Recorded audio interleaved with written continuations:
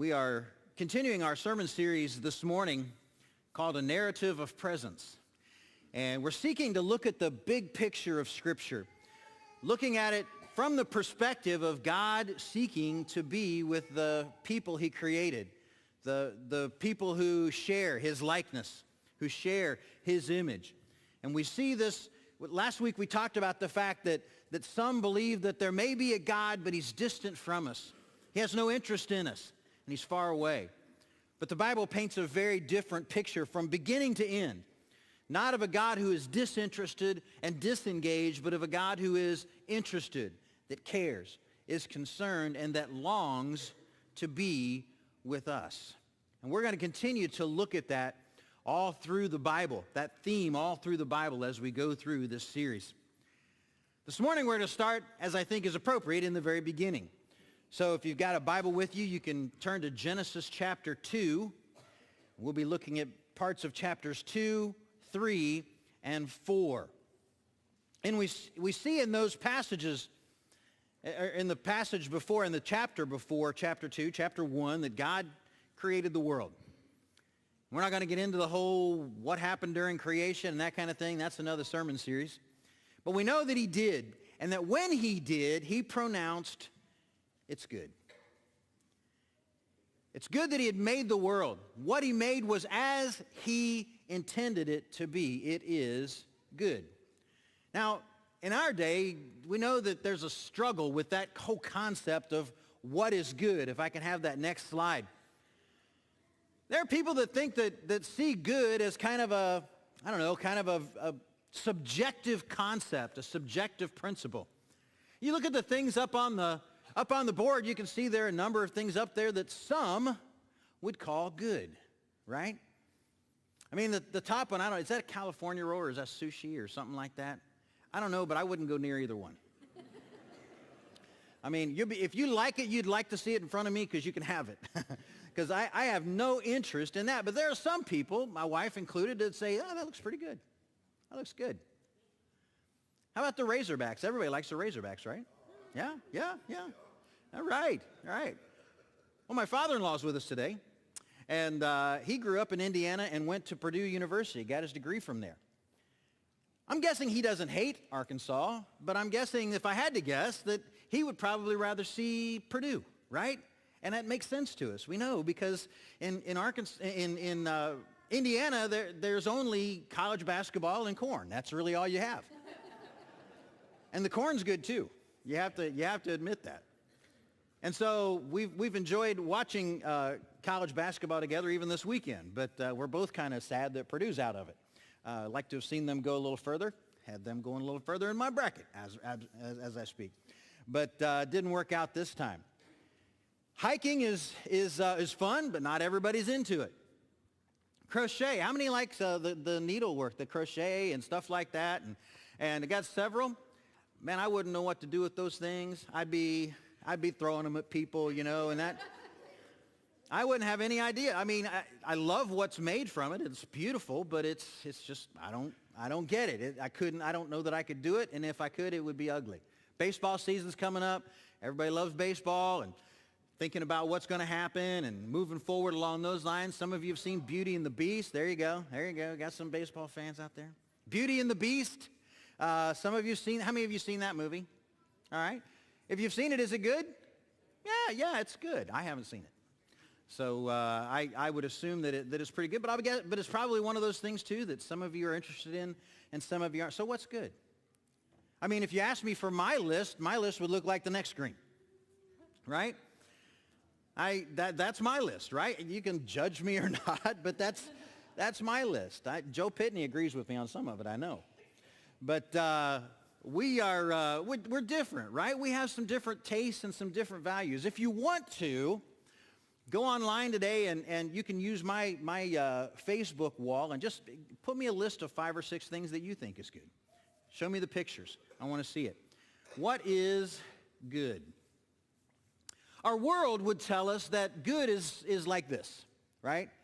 That everything is subject to taste. Everything is subject to just kind of how we feel about it. If you like football, then football's good. If you don't, then it's not.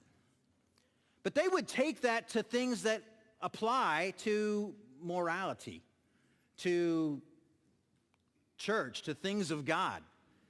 If you like it, great. If not, don't worry about it.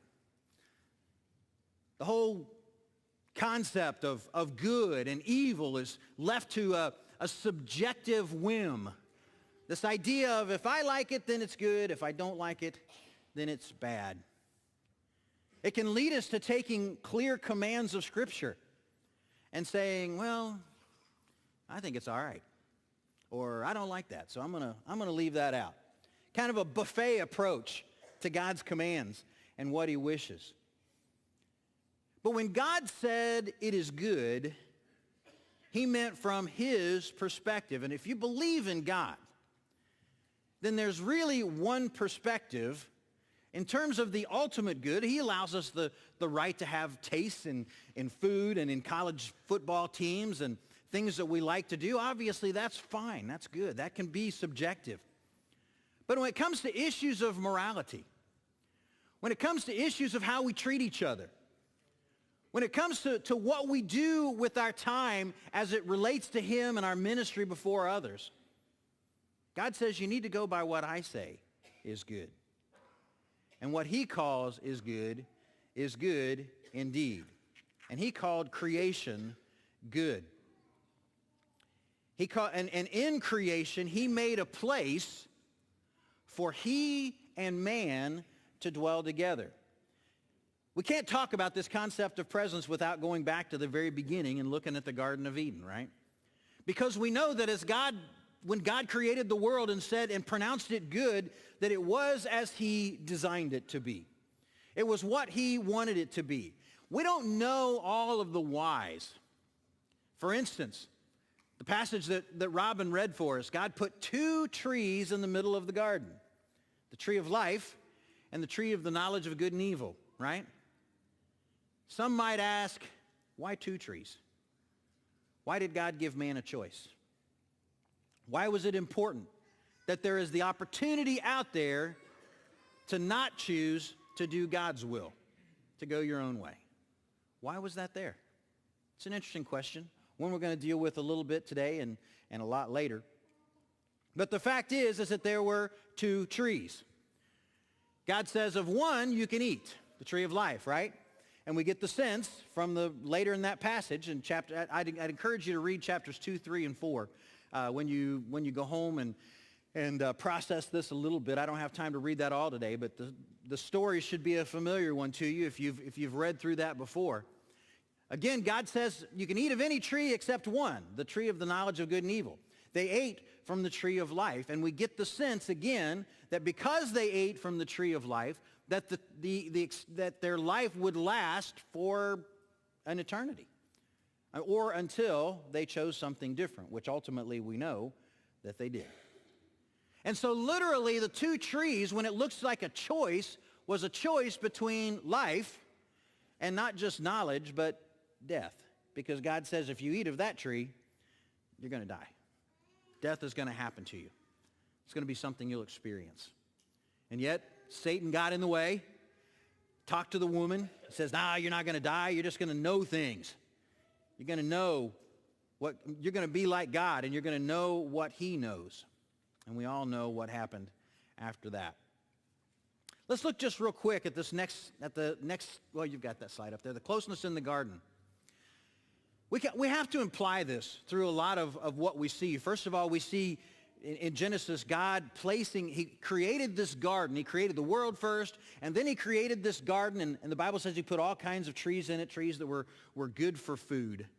They were appealing, he said. And he put the man in the garden and says, now I want you to tend this. I want you to name all the animals, and whatever name you give them, that's going to be their name. And so that's what Adam did.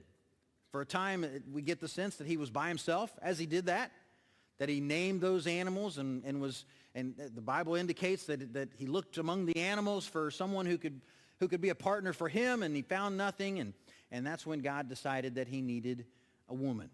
And he made Eve out of a rib, and at the end of chapter 2 there we see Adam's statement, finally, this is bone of my bone and flesh of my flesh. And God said, yeah, and for this reason, When a man leaves his father and mother, he cleaves to his wife, and the two become one flesh.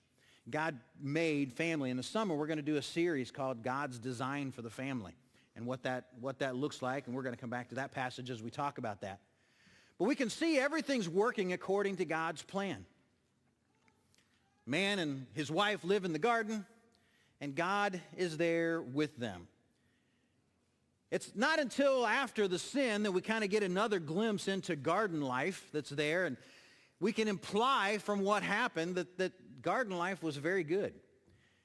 Because after Adam and Eve had eaten from the tree of the knowledge of good and evil, the Bible says that they realized that they weren't clothed, and they went and hid from God. And it says when they heard him walking through the garden in the cool of the evening. Well, first of all, they heard it and they recognized what was happening. The implication there is that ain't the first time that happened. And we get the sense that there was a regular visitation, time that God spent with them in the garden. Time where they got to know him, he got to know them, and they had a vital relationship there. You can imagine God's disappointment as he comes and doesn't find the man and the woman like he normally did. They're hiding from him, of all things. He says, "Why are you hiding?" They said, "Because we realized we were naked." He said, "Who told you that?" "Well, we did something." They realized once they had eaten from the tree of the knowledge of good and evil, the Bible says at the end of chapter 2 that they didn't have any clothes on, they were naked, but they weren't ashamed. But then the first thing that happened after they eat from that tree of the knowledge of good and evil is they realize it's a little breezy out, right? Something's wrong. Something's not right with this, and they felt that shame because of their condition. And they put some fig leaves together and covered themselves. God pronounced judgment on them. You've sinned. You've done what I told you not to do. He gave them different kinds of consequences. For the snake that had allowed Satan to lead the couple astray, for the woman and what she had done, for the man and what he had done. And he said, now you can't live in the garden anymore. And he runs them out of the garden. Notice that he doesn't take them away from his presence at that point in time. That his presence remains with them. The only thing that he keeps them away from in the garden was what? The tree of life, right? Because now they can't live forever. That was the promise. You're going to die. And so he took them away from the tree of life. But they still continue in his presence, which is interesting. Sin had an impact, if we can have that. Oh, you've got it already. You guys are ahead of me. Great job. Sin had an impact on their relationship. But God was still determined, Genesis shows us, to stay with them. God did not leave them because they made a mistake. But then we come upon the sin of Cain. And it's a different one, isn't it? I want you to look at the passage that in chapter 4 of Genesis, as the Lord talks with Cain. Again, we have this relationship between God and the man. We have this relationship there that God has with Cain, and we assume that with Abel and the others. In chapter 4, we see Cain and Abel bringing him gifts. God favored Abel's gift, did not favor Cain's. Cain was not happy about that. Verse 6, the Lord said to Cain, "Why are you so angry? Why is your face so downcast?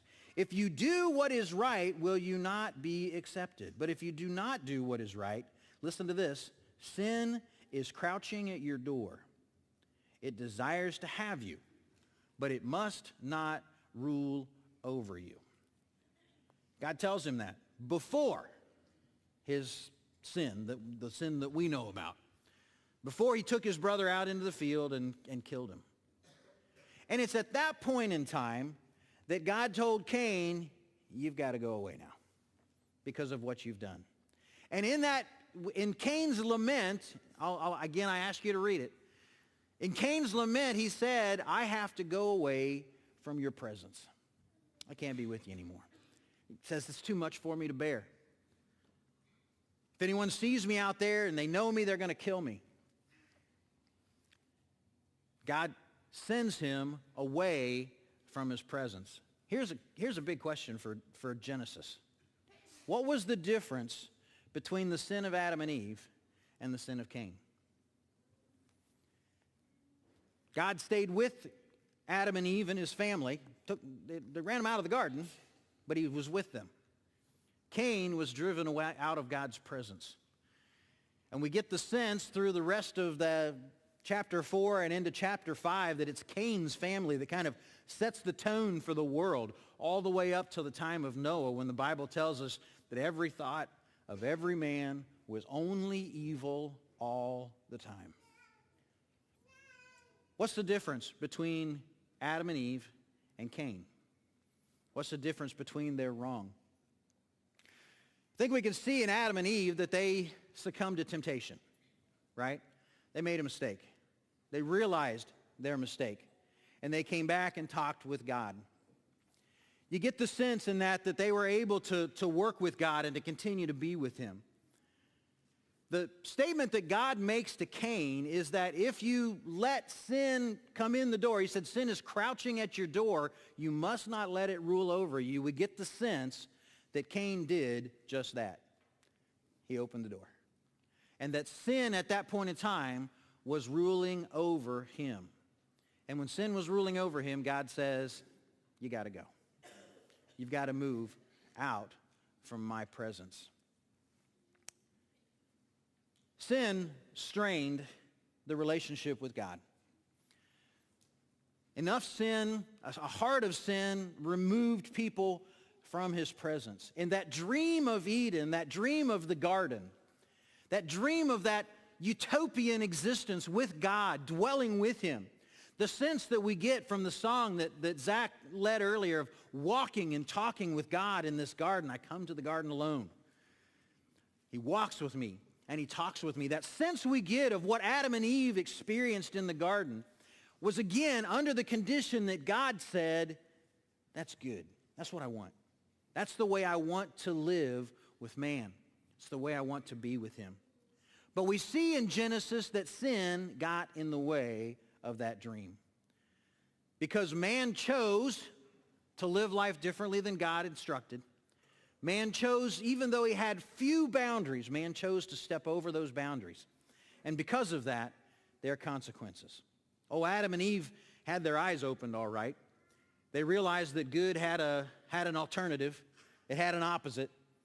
That evil could be alluring at some points in time, even pleasurable for a time, but it was going to come with consequences. And that consequences often involved distance in their relationship with God. Distance between them and their Lord. You know, it was never him that moved away. If you don't remember anything else about this lesson, remember that statement. It was never God that moved away. It was always us. It was always man that decided, I know God says don't do that. I know that's not according to his will. I know what the Bible has to say about that. But I just got to try it. That apple sure looks good, man. It really looks good. I just got to try it. And we realize, like Adam and Eve did, the consequence. Not just in our lives here, but that distance in our relationship with God. Oh, but the rest of the story is interesting, isn't it? As God deals with this sin that comes into the picture. Notice that God doesn't leave us in frustration. He doesn't destroy the world out of anger, although there is that flood thing that comes up later. But even in that, he preserves man. He preserves his relationship with man. He chooses the best of the bunch and says, let's start again. And he starts off with relationship. Again, they're talking together. They know each other. They work together, and God starts this new relationship between man and God. And they move forward. Next thing we're going to talk about, we're going to kind of pick up with Abraham and his family and the Israelites as they relate to God as a nation, as his people. We're going to look at his presence among his people during that time. But this morning, I want us to remember, and I want us to see in this passage, it's troubling. I mean, really it is. To know that we've let God down as we have, all of us have, when it comes to allowing sin to enter that relationship between us and God. But I want us to see in this that God will not leave us. Regardless and despite what we've done, despite the mistakes that we make, despite the way we see that fruit, knowing it's not what he wants for us, and yet we try it anyway, God stays. It's only we who walk away. It's only we, when we open the door to sin that's crouching there, that walk away. And we'll see in later sessions that God welcomes us back. We're going to talk about that in our Easter lesson. That God always welcomes us back, even when we walk away. I want to leave this morning pointing out the fact that God desires relationship with us, but he desires a healthy relationship with us. What's a healthy relationship? Well, there's a lot of things that a healthy relationship is not. And one of the things that a healthy relationship is not is a one-sided relationship. You may have had that experience when some of us were younger, much younger, before we were married or engaged with our current relationship. We probably had relationships where we felt like it was awfully one-sided. I care about her a lot more than she cares about me, or vice versa. You know what that feels like. I'm guessing a lot of you do. You know what it feels like to care about someone with all of your heart and know that they don't care about you the same way. And I hope that you know in that situation that that's an unhealthy relationship. It's got to go both ways. God says my relationship with man also has got to be a healthy relationship. I'm not going to take unhealthy relationships. It's got to go both ways. God seeks us, that last slide, God seeks us, but he wants us to seek him as well. He doesn't want to be alone with that. He doesn't want it just to be him seeking his children. He wants his children to seek him too. We'll see it all around us, won't we? In a continual way of people continuing to choose to eat from the tree of the knowledge of good and evil, talking in a figurative way. They see that fruit, they know what God has said, and yet they're going to continue to eat from that. Even our culture, our society says, yeah, good is what you want. Good is what you think is good.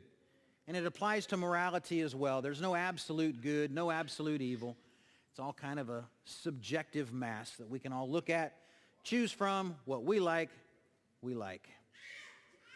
It's all about taste. But God says, I want you to see it differently. I want you to see good as I see it. I want you to see good as I created it. Just as he created in the Garden of Eden a place where people and he could live and walk together. He wants us to have that kind of relationship again. He wants us to be together in that way again. God desires you. He wants you to be with him. We're going to look in future lessons about what God did with sin. We've pointed out this morning that sin was a real problem. The sin created a real break in that utopian relationship that man had with God. That knowledge that was gained on that day that there was an opposite to good and that evil was a choice that we had hasn't served us well. And yet God has worked to repair that. God has worked to bring us together again. In fact, Paul in the New Testament will talk about this ministry of reconciliation, a ministry that brings God and man back together again. You know, I long for the day that each of us can realize our position in creation, that each of us can have the kind of relationship that God wants us to have, that each of us as his children will long for his presence, will desire to have conversations with him that have meaning, will long to read his word and his desires for us, and we'll seek to communicate with him through our prayers and through listening for his voice. We'll have a willingness out of our love for him and out of our respect to him to submit to his will. Regardless of what this world says is good, I'll define good by what God says. And I'm going to live my life that way. Not because I see him as this cop up in heaven waiting for me to do something wrong, but because I see him as a loving Father that just wants to be with me, that just wants to be there with me. Thank you. Last weekend, not this past Friday, but the one before, our daughter Lizzie called. And it's one of those calls you don't want to get as a parent. She said, Mom and Dad, I've been all right. I'm all right. I'm fine, but I've been in an accident. And it was great that we knew that she was okay, but she was only an hour and a half away, but she was still a long ways away from me. And in my heart, the only thing, I wanted nothing more than to get in my car and go to her. She was in trouble. She'd had a difficult experience.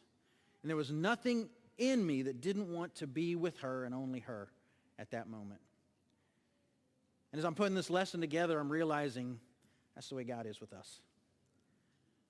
That he sees each and every one of us, and he knows the moments that we go through, the moments of our trials and the moments of our distress, and he wants nothing more than to be with us. Amen. Won't you invite him in today? Don't you want his presence to be with you? Don't you desire and long for that relationship that he had with Adam and Eve in the garden? The walks of the cool of the evening, the talks with him about life, the leading that he gives us, the way he shows us that leads to heaven. Listen, if that's not the path that you've been walking, we want to invite you this morning to begin walking that path. Maybe it's a path that you've been walking but you've gotten away from. And we want to invite you back to that path. That path that leads to a healthy relationship with him. That path that leads to intimacy with God. That path that one day will lead us all to heaven, where we'll spend that time around the throne of God and be with him forever. And we're going to talk about that time later on. So save your thoughts for that one.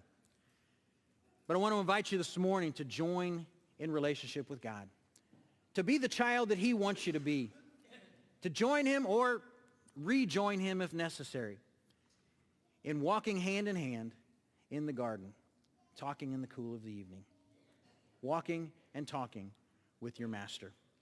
We're going to have people around the building who would love to pray with you this morning. If you've had that journey and you've gotten off of it somehow and you want to return, we'd love to help you with that. We'd love to pray with you about that. If you've got some concerns in your life or concerns for people in your life, maybe it's because they've gotten off of the path, but we want to pray with you about that as well. Maybe they're sick. Maybe there's a problem in their lives that you want to pray about. The content of those prayers will not be shared with the congregation unless you ask us to. This morning, if you'd like to begin that walk with Jesus, begin that relationship with Jesus through baptism, having your sins washed away, enacting the plan that God gave us, reenacting the death, the burial, and the resurrection of Jesus Christ as he gave his life for our sins, and rising to walk in a new life, in a new relationship with him. We invite you to do that as well. We've had several do that here lately. I can vouch the baptistry is good. It's warm, it's fine. And we want you this morning to begin that walk with him. Whatever needs you might have, again, we'll have people here. We'll have a few in the foyer as well if you'd rather pray out there.